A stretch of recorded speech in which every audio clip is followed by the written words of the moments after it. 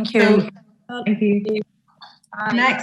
next up, we are speaking to Kelley Faye, who is a performance psychologist. And Kelley has worked with some amazing teams. So she works with the British Parasports team and has at the last few Paralympics. She has worked with the Ulster Rugby Academy and with Swim Ireland. And Kelley's going to talk us through some really practical tools that can help us make small changes to the way we think about things and the way we behave to improve our performance. So let's hear from Kelley. Welcome to the Performance Psychology session with myself, Kelley Faye from KF Performance Psychology. I'm excited to be able to share some performance psychology tips with you this evening, and with really the aim of helping you reach your potential. This evening I'm going to focus on stressors and how stressors impact our performance in everyday life and in sport, and I'm going to help provide you with some tools and tips so that you can overcome and get on top of any potential stressors. Performance psychology helps us identify sort of challenges and obstacles that may get in the road of us optimizing sort of life and performing to the best of our ability. What it does is it helps you gain new cognitive skills to help you overcome challenges, develop sort of resilience in the mindset, and consistently deliver. In sport, we constantly talk about an 80-20 sort of phenomenon, and really what that means is when you train, so when you're out there doing all your physical, technical and tactical training, it's very much 80% that, so very much 80% the physical. When you go into competition, it sort of does a wee flip and it becomes 80% mental. And the reason for that is, I suppose, you have all the work done. You have, trained as hard as you can. You're in the shape that you want to be in. You've perfected your technical skills and got the tactics in place that you need to perform. So at that point, it now becomes whether or not you can handle the mindset, whether or not you can keep your sort of thinking clear, have high confidence and maintain your focus and motivation towards performing. So that's why performance psychology is extremely important in terms of aiding and, fulfilling sort of your bigger dreams and goals towards what you want to achieve. Stress is probably one of the main things that can really, really affect our performance. So our perceived stressors, they can be internal stressors or external stressors, which I'll discuss now. But really when we're exposed to lots of different stressors, and they could be anything from finance, school, jobs, other people, sort of decisions that you have to make, your sport, all those sort of components can all contribute towards your stress. And when we're exposed to those and we don't know how to cope with them, it can be really unhealthy. Our body produces, when we feel stressed, our body produces more of the cortisol hormone, which is known as our stress hormone. And what it does is just releases that flood of hormones into our body and ultimately prepares us to kind of fight or flight. And that's what really was broken down. But what it does then is it sort of gets us ready for that sort of emergency action. So what is it I need to do? If we have the tools to help us cope and to sort of, I suppose, deal with that stress, then we're able to more stay and fight and work through it and produce our best. Whereas if we don't have those tools, that's where we probably will end up using the flight response. Our central nervous system, which is where we release those hormones, it's not very good at sort of distinguishing between the emotional or the physical stress. So this is why we need to be able to understand what our stressors are, and this is where we need to put in place the coping strategies. We have to also remember that sometimes there's good stress. So we know of eustress, which is good stress, and that's just really where it kind of optimally works for you and helps you sort of produce a best performance. And there is a small number of people who can fit in that really, really well. Unfortunately, the majority of us, when we get overwhelmed by stress, it becomes a de-stress. So that's sort of negative side of it. And that's one of the reasons then we need to keep working.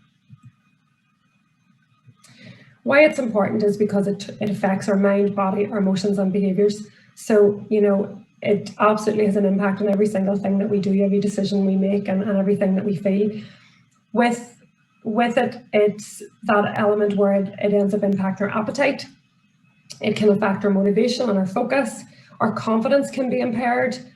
We can end up, reducing that ability to concentrate and make the right decisions and have good clarity of thought. It increases our risk of illness and injury. Energy is compromised. We end up procrastinating or getting into sort of more unhealthy habits. Those kind of unhealthy habits might include things like just alcohol or drug abuse, or excess procrastination, binging, different things like that. So it's so important that we really understand how stress impacts the mind, body, emotions, and ultimately our behaviours, because we end up just continuing in a really negative spiral if we can't get control. It's very important to take control and understand how it impacts us in order to progress and work on. When you're faced with stressors, this is something I want you to think about. Do you respond or do you react? So if you see the image on your screen, you can see a nice, calm, composed person with a thinking bubble above them. And that's somebody that's maybe taking time, being considered, gathering their thoughts, more stable, more logical, more rational. Or is it more where you see the red mist, where you kind of have your emotional outbursts, where it's more toxic, more reactive, more unproductive, highly strung? If you know or recognize that you sit in one of these two brackets, then, obviously if you're in the responding bracket, that's what you want, that's where you want to be, because you can make considered sort of sensible choices how to respond. Whereas if we're in that reaction bracket, that's where it becomes dangerous for us. Like if you're in a football field and you end up reacting to a potential stressor that you perceive, that could end up being resulted in a red card or, a major consequence for your team. If you think about your sport, if you think about your life, you need to think about how you react or respond here and where you sit on that continuum. And this is certainly something that if you're in that reaction bracket, we want to put in those strategies in place to help you get more controlled. The biggest thing that you need to focus on is awareness. So we talk all day long about coping strategies and stuff, and I've already emphasized them today already, but actually it's really important that we have that awareness. Without self-awareness, we actually can't make change. We don't know what to change. We're not really aware of the consequences that these potential stressors have on us. What affects your mood? What affects your energy? What affects your mindset? Do you know? Can you identify them? When do you notice them? Is it when it's rock bottom? Or do you actually recognize the early warning signs? And then how often does it happen? Is it a case where it's a regular thing? It's very often. And if that's the case, then you want to make a change. If it's not, well, then that's brilliant. That's so much more proactive and productive for you. But in terms of really identifying this, like I would always suggest, just take a paper and a pen, jot a list and sort of say, right, what are the things that wind me up? What are the things that affect my mood, my energy, and you will then start to identify what bracket they fall into. Are they things that you can control or things that you can't control? I had an athlete who, this was from the skiing world, and this athlete was not really an early morning person, would get sort of always be running on their last legs in the morning, dragging their heels to breakfast, kind of unprepared. They wouldn't even get time to probably finish their breakfast the time that we need to leave to go up the hill. Skiing is very much an early morning sport. So if you're not a morning person, there's a bit of a conflict there. So we started to see, there was different sort of responses and reactions coming out here in terms of the athlete was short with everybody, the temper was coming out, moody, they weren't getting enough out of their session. They ended up being sort of very negative towards, the coaching structure, negative towards what their goals and objectives were that day. Any wee mistake became such a really, really big thing. When we were able to sort of sit down and identify where this was coming from and what was going on, yes, initially probably thought there was loads of things maybe underperforming, all these kind of obvious things, but actually really what it boiled down to was just how they started their day. They weren't in the right place. They weren't in, as I said, they were rushing around all the time. So they were constantly just building up this aggro of stress. So when we were able to implement change there, and what the change was small things. So first of all, obviously we needed to get them up earlier. But in order to do that, we needed to sort of fast forward the bedtime as well. Get to bed earlier so that you're still getting the same number of sleep. Have the bag packed the night before, so that next morning you're not rushing around looking for things or getting stressed because you can't find things. Even things like having the water bottles and stuff like that filled. And what that enabled the athlete to do was actually just take time to fuel their body in the morning, So when they were properly fueling themselves at breakfast and they had that composure and they had the time to sit and have a cup of coffee or a cup of tea, just nice and relaxed, the whole day just changed. The athlete was then more able to, I suppose, just gain control of their mood and their emotions. And then we started to have a bit of fun and we started to enjoy the session, and we were able to push the sessions a wee bit longer and get more out of it. So just by being able to really identify the things that affected the mood and sort of behaviours that come from that, you know, results in like very easily being able to implement a positive change. So just take note of thinking about what those things are, and then when do you notice and how often does it happen. Another thing that is a huge, I guess this is a huge tool, but also a big conflict for a lot of people, is the planning side of it, the time management, how we deal with, I suppose, the demands placed on us. You think about what your average week looks like. What are the necessities? What are the things that are in there? Is it school? Is it work? You know, is it a job? You know, your part-time work? Is it your commute? You know, do you have extras that you do every single week without fail, like go to church or, you know, have different committees or whatever that you sit on? If you think about all those kind of core things that sit in your schedule on a weekly basis, and then you think, well, where do I fit in training? Where do I fit in my sport? Or where do I fit in time to eat? Where do I fit in sleep? Where do I fit in my social outlet? You know, all those other things. And then obviously all the wee things that come out of that as well, like the tasks that have to be done around the house, the other things that you need to do with friends and stuff. If you really think about what way you plan and schedule your week, does it aid you or does it hinder you? So if it aids you, then it's going to eliminate stress. It's going to take away that sort of component where, oh, I don't have time, or I'm running constantly behind, or I'm always sort of feeling frustrated. But if you can feel like it aids you, then it's going to be a massive helper. So you need to really sort of get that balance between like really putting in the cemented things that need to stay in there, and then where you fit in all the other things. If you're an athlete, if you're in high performance sport, if you're even just starting out, you know, early in your sport, then obviously you want to give sport like a good wee kind of critical bit of that. But in terms of that time frame, you want to make sure that you're in a good sort of healthy, happy place in order to get the most out of that sport as well. So plan, prepare, and then you'll be able to excel. And that's the biggest thing that you need to think about. So 168 hours we have in a week. And if you think about 7 to 8 hours of sleep is what we should be having at least every night, that leaves you with 112 hours left. So what do you do and how do you manage that time? Another way to look at it is, you know, you have 86,400 seconds every day. So how do you make the most of that time? How do you use that time effectively and use it wisely? It's about prioritizing, and it's about sort of you really identifying what's important to you and where it needs to go. And this is a really, really simple but effective strategy in terms of trying to minimize stress. And it's very much a starting point. So once you have that self-awareness, this is the next phase in terms of developing and really sort of seeing where the gaps are and where you can take time out to kind of refuel and re-energize yourself. Another thing I want you to perhaps try out when you have a wee bit of time after this workshop is thinking about this. Where do you place your focus? Where do you place your energy? Where do you choose to place your focus? So do you place your focus in the green, which is what we call our controllables, or the red, which we refer to as uncontrollable? A lot of us are so guilty of spending a lot of time in this red bubble.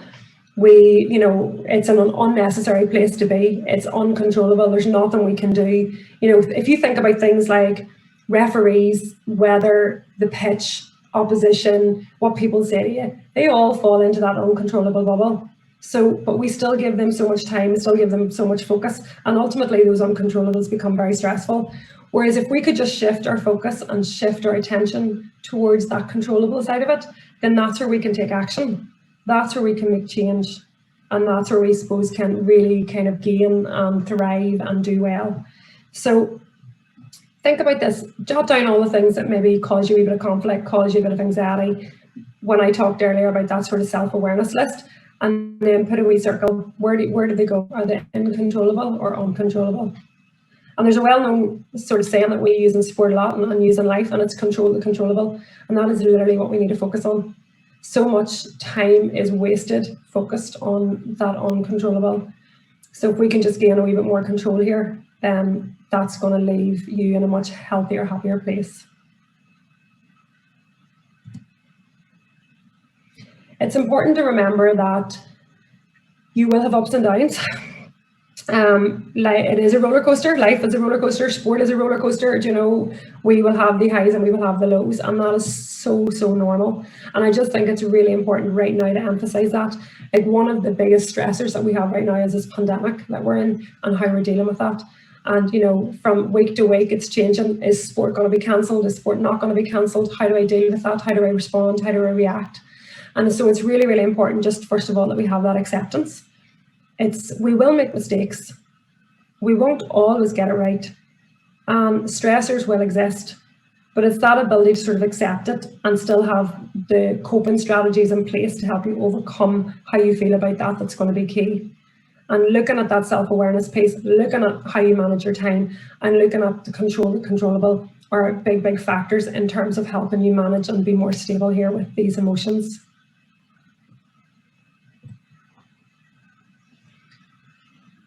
Our thoughts affect our emotions, which affect our actions. So this is what we call tea time. So this little diagram in front of you is what we always refer to as tea. So how we think, what we feel, what we do. If you think about the thoughts that you have when you play sport, how do they affect you? How do they affect how you feel about yourself? And then how does it affect your behavior? So for example, if I have a game tonight and I think, oh, I don't stand a chance, I'm not good enough, everybody's better than me, I'm going to have low confidence. I'm actually probably going to be fearful. I'm not even going to want to play in the game. So what happens? Well, I end up hiding in the game, or I end up making repeated mistakes. I don't recover well, or I withdraw, and I probably have very negative body language, so anybody from the sideline would be able to see the head's down, the shoulders are slumped. And that just becomes a vicious circle, because when that happens and say I make mistakes and I don't recover well, then it reinforces my thoughts.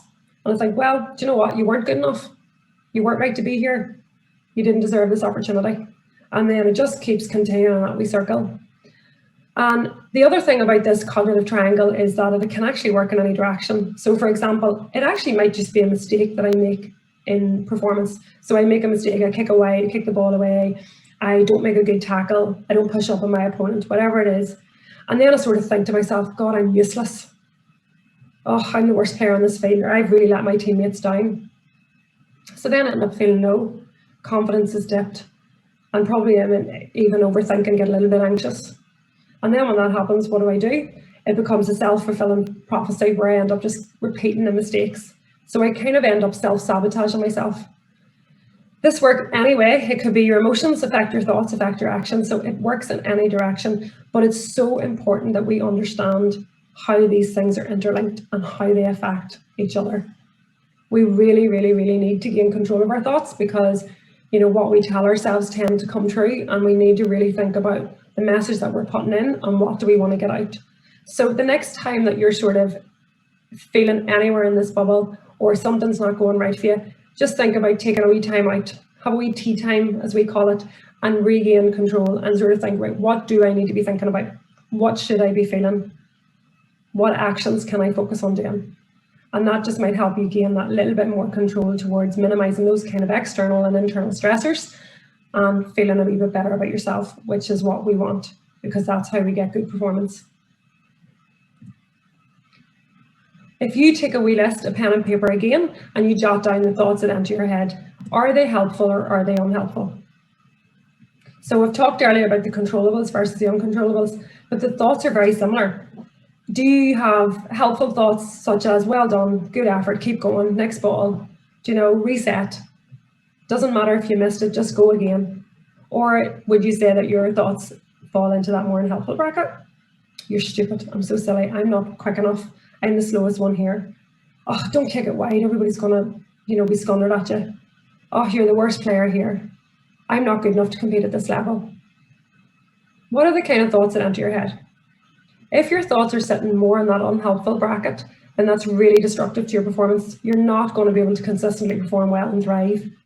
So we need to be able to identify that and stop those.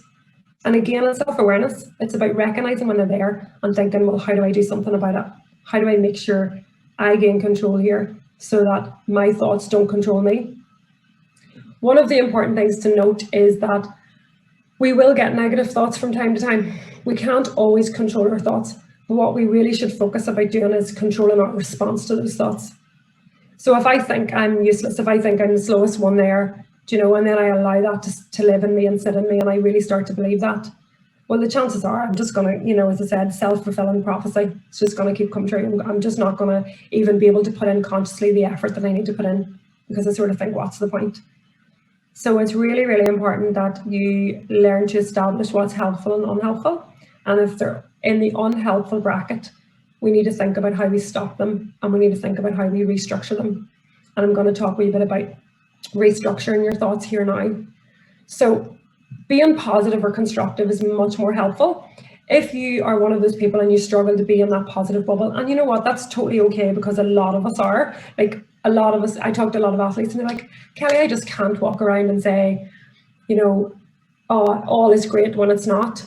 And that is so, you know, that's a fair reflection, and that is so true. But actually then it's about being constructive, and it's about thinking about what you can do. So what can I do? You know, what can I focus on? You know, what will I do? As opposed to thinking about all the things that you don't want to go wrong. So think about being positive. You can't be positive, think about being constructive. It's very easy to get negative and turn on ourselves. It's so much easier to do that than being positive. So we have to work that wee bit harder at trying to get into that positive bracket. You really need to pay attention to what you're saying to yourself, because you do believe it. So again, if I'm telling myself I'm not good enough, then it's going to just constantly come out that I'm not going to be good enough, and it's going to be very reflective in my effort, in my behaviors, in my actions. And then that just reinforces. So go back to that wee cognitive triangle, and it just reinforces all those things. So we need to really pay attention to that message, and we need to really start restructuring that message so it's much more helpful for us. Be patient and be kind to yourself. Like I sort of always talk about, there's enough barriers out there to stop us. There's enough other obstacles and things always trying to get in our road. And we shouldn't be one of those things that get in our road. Okay, we should be the one thing that helps sort of fuel ourselves, that helps like lift us up, helps drive us on. So we need to think about that. If you find yourself constantly in that negative spiral, you want to consider something to help you stop your thoughts. And I'm going to chat about triggers in a wee second, but you want to use that thought stopping tool. So that could be a trigger, which I'll talk about, or it could be something like visualizing, you know, a red stop sign or something like that, or even just telling yourself actively, stop, this is not helpful. And then you want to restructure that thought, and that's where the positive or constructive thing comes in. So just think about how you gain more control of your response. And how, because this is a big internal stressor. This is a huge internal stressor. Pessimism, negative self-talk, you know, that lack of self-belief. So if you can gain control here, or if you can try and at least minimize how often you're negative to yourself, then you'll be sort of really reducing the impact of that stressor. Confidence is absolutely key to performance. Like, I'm not even on here to chat about confidence today, but it always comes in because it is key. If you don't have confidence, then you don't really stand a chance. So it's not about being cocky, and it's not about being overconfident, but it is about having that self-belief, and self-talk is where it starts. The messages we tell ourselves are the messages that are likely to come through. So just remember that whenever you're trying to build your confidence. Break it down. If it gets overwhelming, if it feels like, oh, this is too huge, I can't deal with this, just break it down. One step at a time, one line at a time, one rep at a time. Like, people ask me all the time, how do I build my mindset? How do I build my positive self-talk? And that is the message that we just keep reiterating, myself and other psychologists. It's one rep at a time. So one line at a time, one word at a time, you know, one positive comment at a time. Just keep doing those wee small things, and that will help you, I suppose, lift and make those big impacts over time. Perspective is hugely important. When we think about self-talk, when we think about the message that we tell ourselves, we have to consider perspective. So when you change the way you look at things, the things you look at change. Do you see things as obstacles, as huge challenges that aren't there to be overcome? Or do you see them as an opportunity? You know what, I know I'm playing a really good team this weekend, or I'm up against a really tough competitor. I know they're exceptionally good. I know she's really fast. I know she's really strong. But you know what, is this an opportunity for me to pitch myself against the best? Is this an opportunity for me to see where I'm at, to see what I need to work on? Or do I say, oh, Jesus, I don't stand a chance at all. What's the point? There's no point in even lacing up my boots, no point in even going out onto that track, no point in getting on that starting block.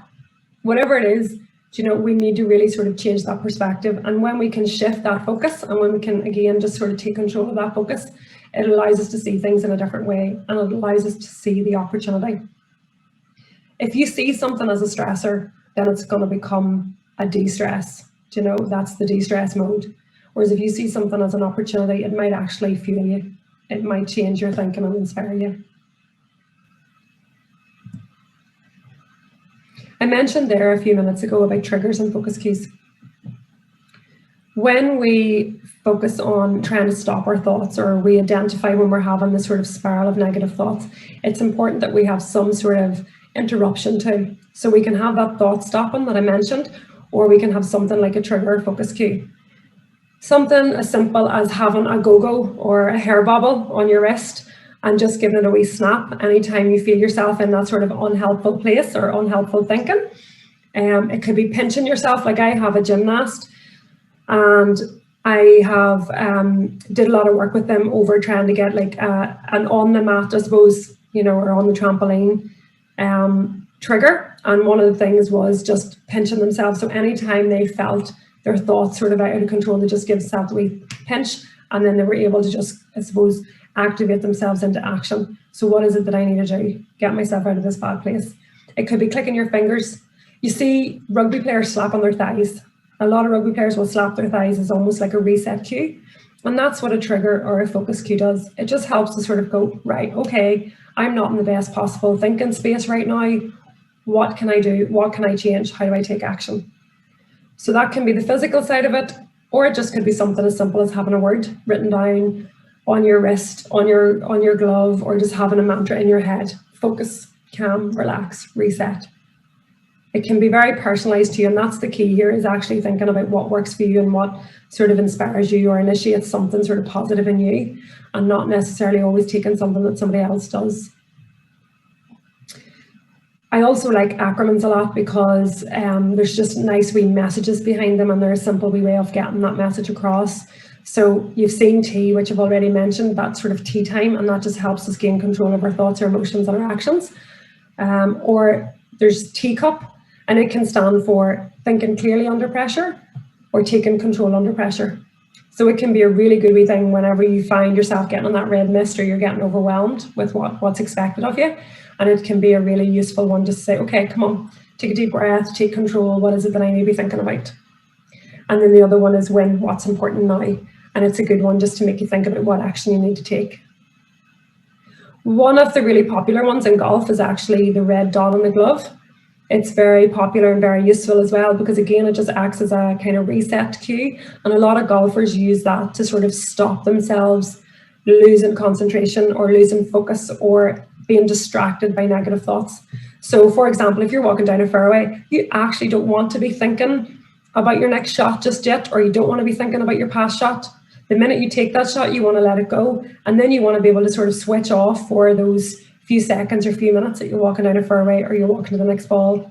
Then you will have a point where you'll reactivate your thinking and reactivate your concentration just before you're ready to execute the next shot. Because we have a tendency to overthink. And when we overthink, that becomes a very dangerous place because it's very hard to gain control of our thoughts. And that just contributes and adds to all the sort of internal stressors.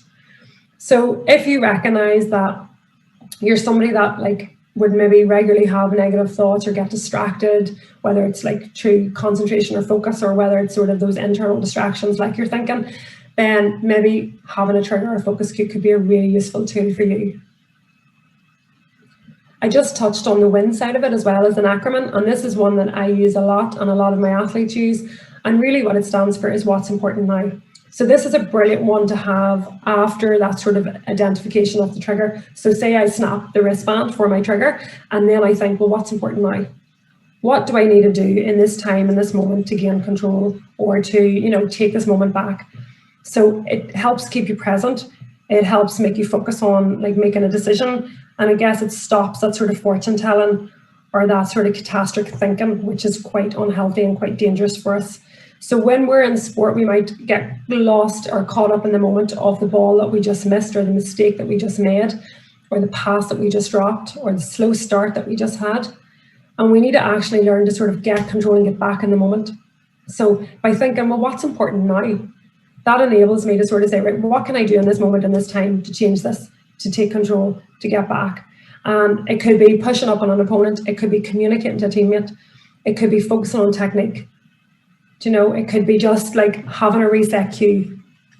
It could be just going and engaging and making a support run, or taking myself off and just using a different relaxation tool. So you need to think about kind of what's important now, because what that does is it really puts you into that action-oriented role. And when we think action, we're present. And when we're present, we're more likely to minimize the damage that stressors do to us. And we're more likely to actually be in the moment.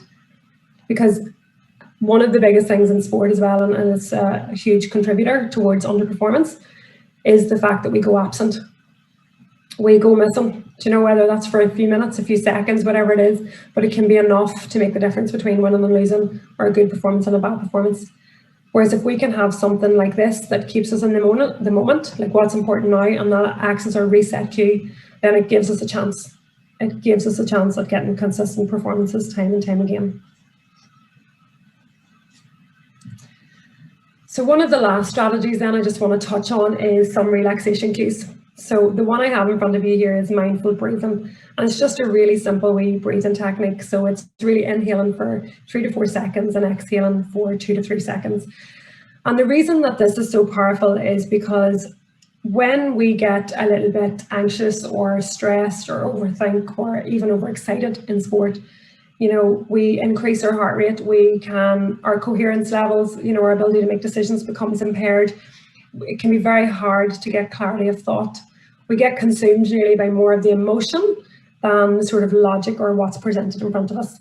So by being able to just take a few deep breaths, slow deep breaths, it gives us that opportunity again to just sort of take the moment back and think about, right, okay, what is it that I need to do right now to sort of be back in this moment, to be present, to gain control? So I'm just going to play this for you, and I just want you to follow along and take a few breaths. So we'll do this for maybe 4 or 5 breaths, and you can just follow how simple a wee tool like this is.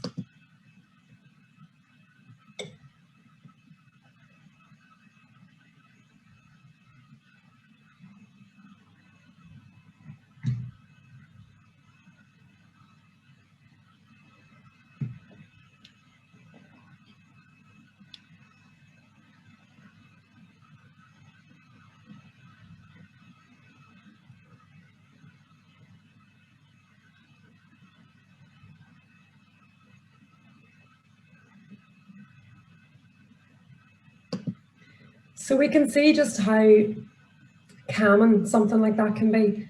And this is just a really simple technique. There's obviously lots of other really effective techniques out there, box breathing, squared breathing, 8-4-7 breathing, different things like that.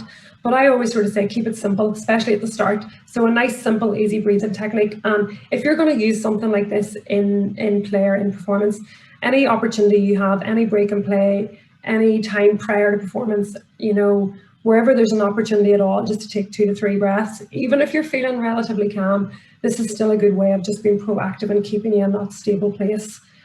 It lowers the heart rate, it improves your coherence, it gives you a moment, and it keeps you present. But mostly it gives us that wee bit of clarity as well. So we can actually see the wood from the trees. We can see that maybe it's not as bad as we thought it was, or that it's easier to, you know, think about what tactic I need to engage in now or what technique I need to do. So breathing techniques like this are just really, really effective and really simple.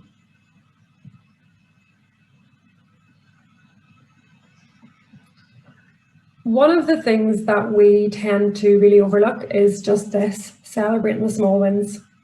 We are massive overthinkers. We play and overplay our failures. Like we live our failure. When we have a failure, we probably overplay it in our head, and we live in it and live in it and live in it. And we give it so much thought, and we give it so much time, and we give it so much, you know, analysis. Whereas actually when we do things really well, we tend not to give it, you know, the same sort of respect or the same time at all. And that's where I guess a lot of the damage is done, because we need to learn to celebrate the small wins. So that could be just like a wee process goal that you've achieved. It could be a PB that you've hit. It could be an outcome, or it could just be something really small, like just engaging in an everyday task just to help you feel better or getting into a healthier routine. Small things are actually the things that add up to big things. Do you know the big impacts? In sport, we constantly refer to the 1%ers. And it's these wee small wins that help us, these wee small things, 1%ers that we can do every day that can actually make the biggest impact. So just remember that small progress is still progress. It keeps you moving forward. And we need to reward that sort of the pleasure center of our brain, because that's going to help minimize stress as well when we see that we actually do achieve things.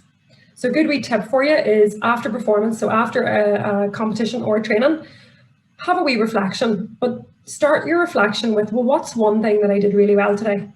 So what's one thing that I was happy about, or one thing that I'm chuffed about? That could be anything to do with, like, you know, physical performance or you know, your fitness or your technique, or it could be just that you fueled yourself or your nutrition was really good, or it could be that you slept really well the night before and you got yourself into a good routine, or something to do with your mindset. So it can be absolutely anything. But if you start your reflection process after a competition by always thinking about what you did well first and what you're happy with, that sort of sets you up for a much more level thinking. Naturally, a lot of us think, oh, what went wrong? What did I do? Oh, that was horrible. You know, I can't believe, and we can name 10 things that we didn't do well. But when we get stuck back in that again, it just becomes that sort of cycle, that vicious cycle of really unhelpful and unhelpful thoughts. So just make sure that you sort of focus on what's one thing that you did really well. Then you can shift your attention and think, well, what's one thing that I want to improve or work on for the next day? Don't allow it to be any more than that. Just keep it really simple. So the purpose really, I suppose, of this evening was just to help you think about how stressors impact performance, and how that if you implement a few healthy coping strategies, you know, you can probably thrive better in your sport. If you are one of these people and you're going down that survive route and it's just day to day, it's that, like, I'm just carrying on, I'm going through the motions, it is what it is, you know, then it's a real shame, it's a real pity that we need to be focused on trying to get out of that bracket. Like, while there's some days we'll all just be happy to survive, we really want to be in the thriving bubble as much as possible. You know, we can't be there all the time, and that's fine, but we want to be there at least 90% of the time. That's where the magic is. That's where success happens. And I suppose that's where the joy is found.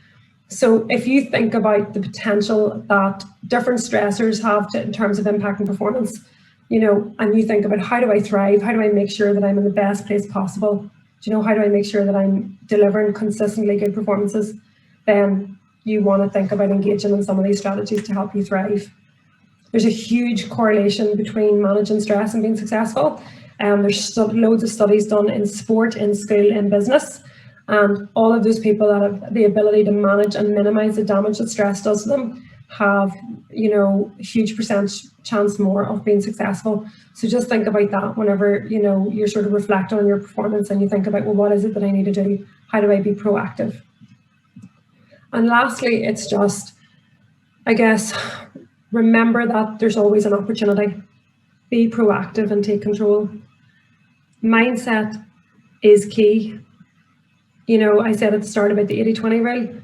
If you can't get to grips with, you know, that sort of mindset, that 80% mindset when it comes to competition, the minute you cross that white line, then you're going to really struggle. All of that work that you've done in training, all of that work that you've done in the lead up, you aren't going to be able to express that. You aren't going to be able to really demonstrate it or show it to your potential if you're constantly struggling. So see the opportunity, you know, and remember that if you can get the right strategies in place, it'll help you believe, it'll help you be more resilient, it'll help you maintain your drive, and you'll be able to place your focus in a good, positive place. So thank you for all attending this evening, and I really hope that you got something from this workshop that you can take away and help you thrive and perform consistently well in your sport. And just remember, it's just that 1%er. If there's one thing that you can take away and start applying, then it stands you in a good stead. Thank you, Kelley. That was brilliant and just what I would have expected from you. I think it was very timely as well in these really uncertain times. Having those kind of useful information, useful tips for us all, really, really timely. I think we're probably all feeling slightly stressed, even if we don't necessarily recognise it in ourselves. So thank you for all of that.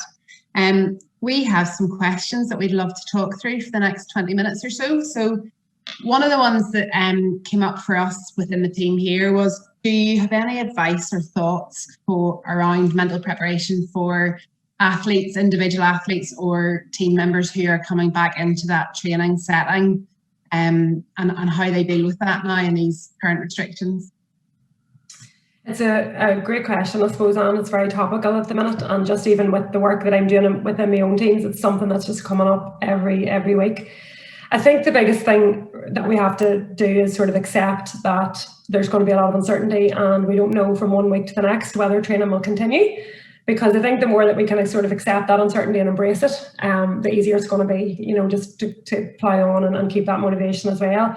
But there's just a few wee things, like you have to sort of think about what you can control within that environment.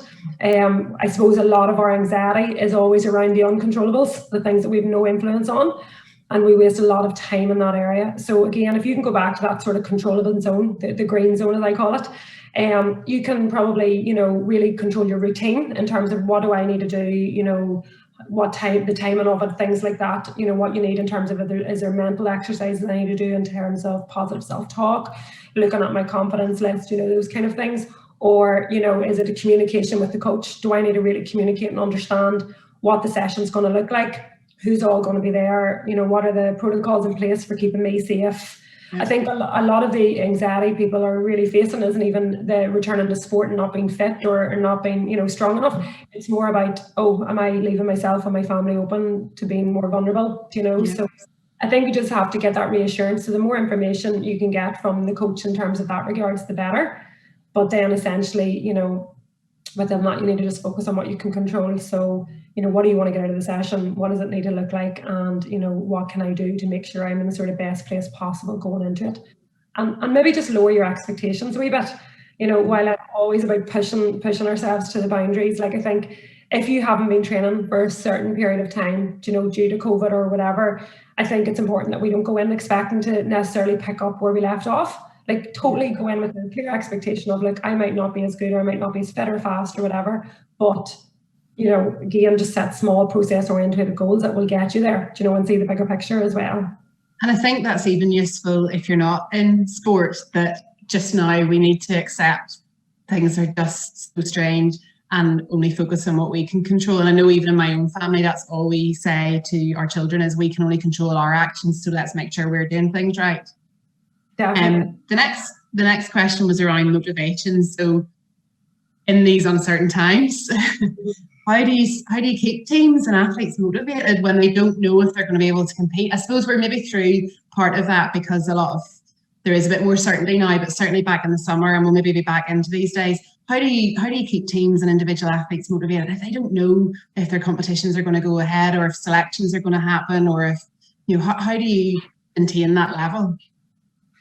Yeah, motivation is probably the biggest struggle right now, I think, for most people. The truth is, motivation will come and go. In a normal season, it will come and go. And right now, obviously, it's going to be challenged in so many different ways because of external sort of factors. So I think from a, whether you're a coaching perspective or like a member of support staff on the team, obviously you have a role to try and bring out the motivation of your athletes, but also from an individual perspective, you need to focus on your own, again, finding your purpose, finding why you're doing it, finding your joy.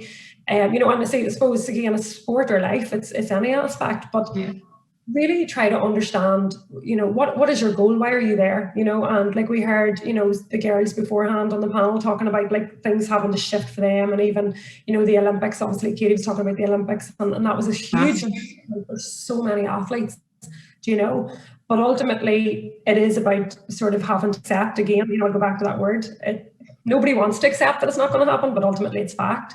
So it's very much about sort of separating fact from fiction as well, because we have an ability to fortune tell or, use catastrophic thinking, and then that actually affects our motivation. So we need to learn to sort of say, right, these are the facts. How do I set goals and things around that? And then obviously there's a lot of things that are unknown. So for a lot of those athletes or different people, the Olympics, is it going to happen? Is it not going to happen? Do you know what I mean? There was the uncertainty of that was dragged out for so long. So I would say, really just focus on why you do it. What's your purpose? What do you love about it? Try and get a wee bit of fun back. To me, fun is a big thing. Even for people working from home, do you know what I mean? You had if you had kids, you were trying to be a teacher, you were trying to be a mummy, you were trying to be a friend, you were trying to, your job. All of those sort of things, and ultimately what gets sacrificed is actually the downtime, the fun, the enjoyment. I do this, so find your purpose, find your fun, because that's one of the things that'll always drive motivation. Other things is obviously setting the goals. Like, so if you can maybe sort of move the goalposts a wee bit to set different types of goals, perhaps, so that they're not always like competition or event orientated, because we don't know when they're going to happen. So it's perhaps setting even wee challenging competitions within your training environment, just to get into competition. Totally simulates motivation for people. Like we're all motivated by challenge and competition, so that could be a wee area as well. And then I think as well, we need to maybe shift how we think about it. So it's about really sort of thinking, right, is this a time for me to focus on work on something else? So is there an opportunity here? Yes. So my motivation is gone because I know I'm not going to get to compete for at least 6 months or how long. But actually, is this an opportunity? Is this an opportunity for me to actually become the strongest I've ever been, or the most agile I've ever been, and things like that, or the most mentally tough? So I think if we can sort of shift our thinking and maybe perhaps just try and develop, a different sort of area of our sport or our life in that time as well, that will help us gain that motivation. So it's just about accepting that it's not going to look the same and it's going to be different. Yeah. But what can I control? What can I do? And actually, how do I make the most out of this time? Absolutely. So and take the opportunity. I definitely got that from the previous panel, that yes, the lockdown period was hard, but Katie in particular said she really enjoyed that time with her family that she wouldn't ordinarily get. And there's been moments of that for us all, I presume. We've also had a question in through GameChangersNI.com. And that question is very relevant. What do you think is the biggest barrier to mums returning to sport? Time. Yeah. I suppose in truth, I play, a good bit of sport myself, and obviously I work in this field full time, but time it seems to be one of the biggest barriers for mums wanting to return to sport. I suppose a big thing, Anne, is that, as a mum, you tend to put yourself last. Everything else gets prioritised. If you're a working mum, then you can imagine how much lower down that list you become as well, because you've got your job, part-time, full-time, whatever, and then your full-time role as a mum as well, and and a partner and different things. So time is definitely a huge barrier. And I think also confidence comes in here too, because again, just that body image, can I really wear that team uniform again? Can I put those clothes on? Yeah. Can I really pull out the leggings, whatever it is, that plays a part as well. But I think in terms of trying to overcome it, there's like a few wee things. If you look at the time, for example, there's a few wee things. So one is, we need to learn how to prioritize ourselves. And this is just generally in life, for women, for everybody, but we need to learn to put ourselves first, because you can't pour from an empty cup, as the old saying goes. And if you want your family to get the best of you, you have to, refuel yourself. And if sport for you is a refuel, like if you know that you really do enjoy sport and you get a lot of physical and mental benefits from it, you need to get yourself back out there and doing it, because actually your family will get the rewards of that. So prioritize that, like try and work some sort of a rota, as well. And I know it's easy to say that, but you have to work, if you have a partner at home with you, you have to work with them, and you have to get them to understand that like, these are the 3 nights a week I need to be out, or whatever it looks like, or engage family members. One of the really good initiatives that my own camogie club actually did a few years back was we organised a babysitting club. We had a lot of young mothers and stuff on the team, and girls were really struggling to get out for training. So we decided we would pay some of the underage players. The club would pay, and obviously you don't have to pay huge amounts of money, but £20, £30 or whatever, and they minded the kids in the same venue, obviously, either in the field or in the hall during that hour and 15-minute session. And it just was a huge relief then, because the mums could come on and say if nobody else was at home or available to babysit. So I think, people like clubs, managers, coaches, they all have a responsibility here as well to try and make it easier for mums, So do we things like that? Yeah, and I promise you, Kelley, I didn't write that question, but it's very true to me. Organize your own place, you have to think. Yeah, absolutely. Yeah, you put your kids' needs first, you put your partner's needs first, and you probably put a lot of your friends and other family. You have to recognize that there's a place there for you and for exercise. Absolutely. I know you were listening into the panel. You really enjoyed Dr. Claire McLaughlin's piece around her message to younger girls coming through. And Claire spoke about her main thing that she would encourage girls to do is have confidence in themselves. And I wondered if you might talk a little bit more about that.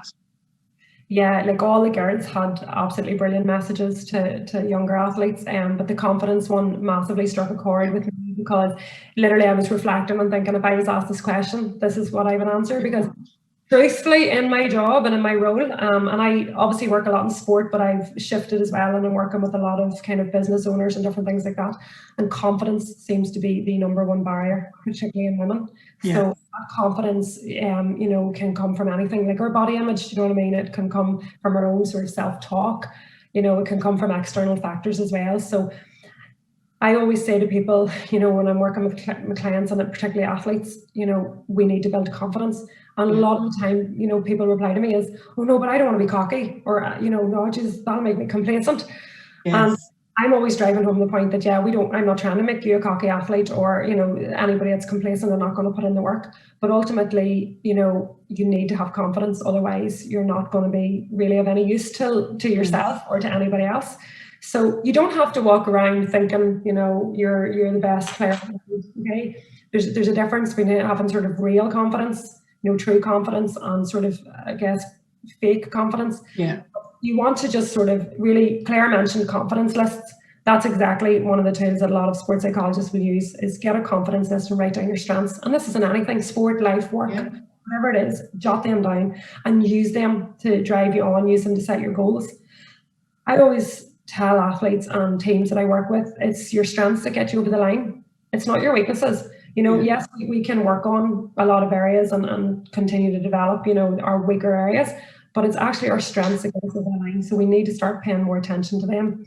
So think about that, and then also just think about self-talk. And I know I mentioned self-talk in the workshop, so I'll not go into that too much, but we need to take control of how we respond to the messages we tell ourselves, because what we tell ourselves isn't always true. So we need to learn, you know, it's not necessarily controlling the thoughts, but it's controlling response to them and challenging it. And no, I don't accept that.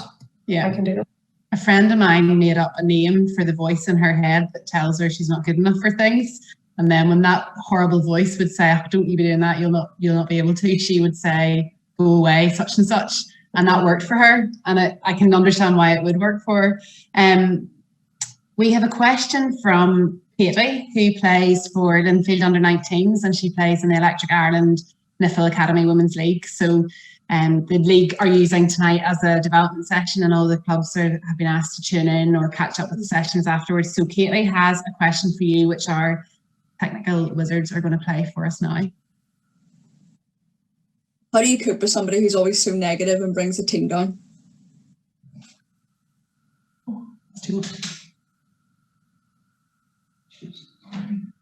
Yeah, Katie, that's a brilliant question.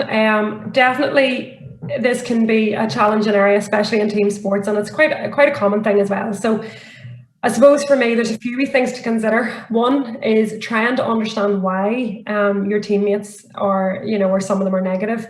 It's a lot of the time people's own insecurities come out in with that kind of behavior. So it's not necessarily something you've done or other people are done. We're trying to deal with actually their own insecurities. So if you can try to understand that, or even just try to break it down and help them, if they were open to it, obviously it can be difficult, but the more you can have one-on-one conversations with people, the easier it is to break them down.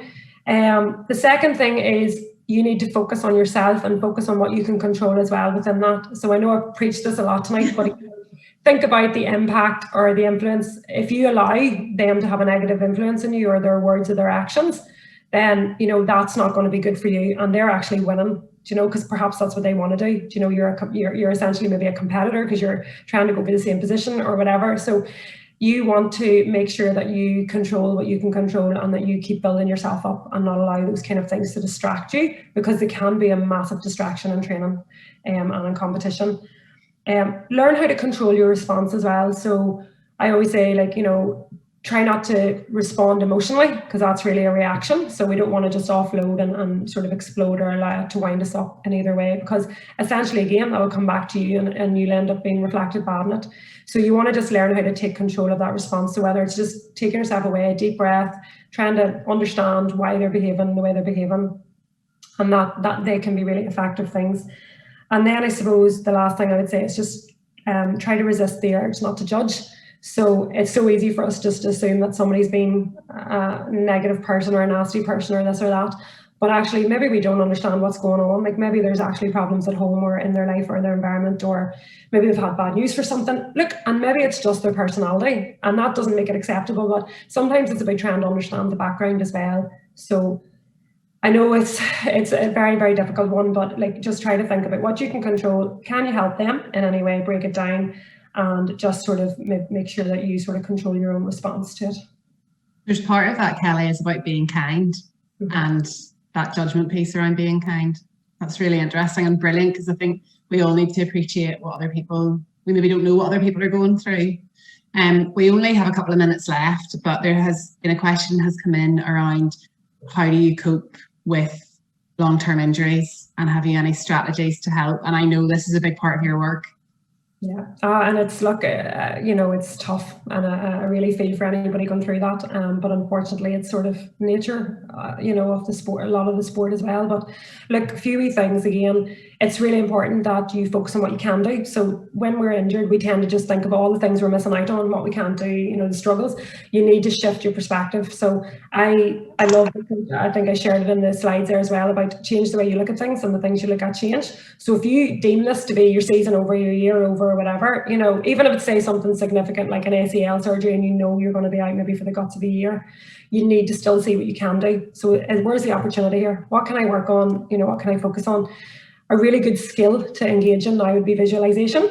So this is a really, really, really powerful, scientifically proven skill to help overcome and, deal with injury, and I suppose almost accelerate the injury process. So yes, you have to go through your whole physical side of it, of course, but actually visualization is very good for sort of accelerating that sort of rehab process, and even in terms of your brain. So I would look at that, and I would look at getting more information, I suppose, on that as well. There's too much detail for me to skim over now, because it's a very big topic, but it would be really good. And then also just set yourself with small targets. So goals are so important to keep us motivated, because motivation is one of the things that will go, or you'll really struggle with injury. So we small targets that we milestones, set them with your physio, set them with your trainer, your coaches, and keep ticking them off. Like visually put them on a page or somewhere on your wall, laminate them, see them, tick them off, and as you tick them off, that will keep you driving forward. So have your end goal up. I always say, have your end goal up or where you want to be, and then have the steps, and those steps are your sort of small goals. So try any of those three things to keep you going. Kelley, you're brilliant as ever. I would encourage anybody that's watching this to follow Kelley on her social media channels. I follow Kelley on Instagram, and what's your handle? KF Performance. Performance. Yeah, you're just so wise, and you have so many useful practical tips, and all the chat we had before around gratitude that was off air has been really useful for me personally. So yeah, you've been brilliant. So thank you very much, Kelley. Thank you, Anne, for having me a part of this. It's been absolutely fantastic. Oh, bless you. Okay. Well, I better close the event now. And this has been months of planning, so I feel a wee bit sad that it's all over now, but it isn't over yet, because you can still watch this again, or you can engage with your teammates. You can share the content if you use hashtag GameChangersNI.